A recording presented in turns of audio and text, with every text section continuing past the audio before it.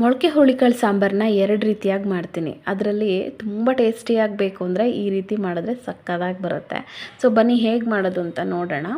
2 table ಸ್ಪೂನಷ್ಟು ಅಚ್ಚ ಖಾರದ ಪುಡಿ ಮತ್ತು ಸಾಂಬಾರು ಪುಡಿ ಎರಡನ್ನೂ ಕೂಡ ಸಮವಾಗಿ ಹಾಕ್ಕೊಂಡು ಇದನ್ನು ನೀರು ಹಾಕಿ ಗಂಟಿಲ್ದಲೇ ಇರೋ ಥರ ಮಿಕ್ಸ್ ಮಾಡಿಕೊಂಡು ಎತ್ತಿಟ್ಕೊಂಡಿದ್ದೀನಿ. ಒಗ್ಗರಣೆಗೆ 1 ಟೇಬಲ್ ಸ್ಪೂನಷ್ಟು ಎಣ್ಣೆ, ಸಾಸಿವೆ, ಕರಿಬೇವು, ಈರುಳ್ಳಿ ಮತ್ತು ಹುರುಳಿಕಾಳು ಹಾಗೆಯೇ 1 ಗೆಡ್ಡೆ ಆಲೂಗೆಡ್ಡೆನ ಕಟ್ ಮಾಡಿ ಹಾಕ್ಕೊಂಡಿದ್ದೀನಿ.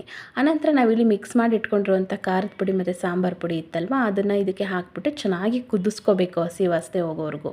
ಆನಂತರ ರುಚಿಗೆ ತಕ್ಕಷ್ಟು ಉಪ್ಪು, ನೀರನ್ನು ಹಾಕಿಬಿಟ್ಟು ಬೇಯಲಿಕ್ಕೆ ಇಡಬೇಕು.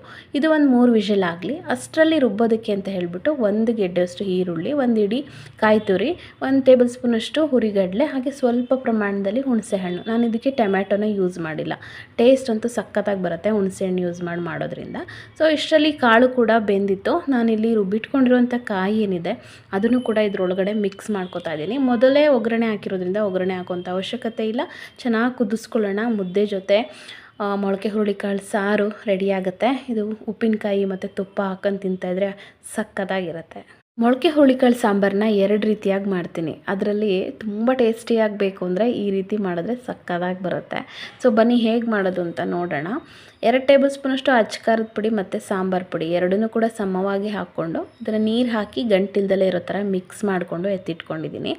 ಒಗ್ಗರಣೆಗೆ 1 ಟೇಬಲ್ ಸ್ಪೂನಷ್ಟು ಎಣ್ಣೆ, ಸಾಸಿವೆ, ಕರಿಬೇವು, ಈರುಳ್ಳಿ ಮತ್ತು ಹುರುಳಿಕಾಳು ಹಾಗೆಯೇ 1 ಗೆಡ್ಡೆ ಆಲೂಗೆಡ್ಡೆನ ಕಟ್ ಮಾಡಿ ಹಾಕ್ಕೊಂಡಿದ್ದೀನಿ. ಆನಂತರ ನಾವಿಲ್ಲಿ ಮಿಕ್ಸ್ ಮಾಡಿ ಇಟ್ಕೊಂಡಿರುವಂಥ ಖಾರದ ಪುಡಿ ಮತ್ತು ಸಾಂಬಾರು ಪುಡಿ ಇತ್ತಲ್ವ, ಅದನ್ನು ಇದಕ್ಕೆ ಹಾಕ್ಬಿಟ್ಟು ಚೆನ್ನಾಗಿ ಕುದಿಸ್ಕೋಬೇಕು ಹಸಿ ವಾಸನೆ ಹೋಗೋವರೆಗೂ. ಆನಂತರ ರುಚಿಗೆ ತಕ್ಕಷ್ಟು ಉಪ್ಪು, ನೀರನ್ನು ಹಾಕಿಬಿಟ್ಟು ಬೇಯಲಿಕ್ಕೆ ಇಡಬೇಕು. ಇದು ಒಂದು 3 ವಿಷಲ್ ಆಗಲಿ. ಅಷ್ಟರಲ್ಲಿ ರುಬ್ಬೋದಕ್ಕೆ ಅಂತ ಹೇಳಿಬಿಟ್ಟು 1 ಗೆಡ್ಡೆಯಷ್ಟು ಈರುಳ್ಳಿ, 1 ಇಡೀ ಕಾಯಿ ತುರಿ, 1 ಟೇಬಲ್ ಸ್ಪೂನಷ್ಟು ಹುರಿಗಡಲೆ, ಹಾಗೆ ಸ್ವಲ್ಪ ಪ್ರಮಾಣದಲ್ಲಿ ಹುಣಸೆಹಣ್ಣು. ನಾನು ಇದಕ್ಕೆ ಟೊಮ್ಯಾಟೊನ ಯೂಸ್ ಮಾಡಿಲ್ಲ.